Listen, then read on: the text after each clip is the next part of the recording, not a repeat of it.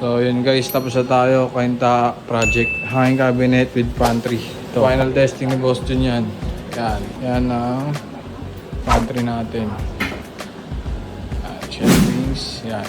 Then storage sa taas. Ito range hood yan sa range hood. Ito shelves lang din yan. Yan. Shelves lang din. Shelves. Dito yung pull down back natin. Yan. Under sink.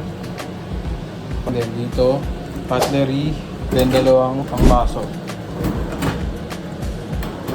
Nakahatak to guys.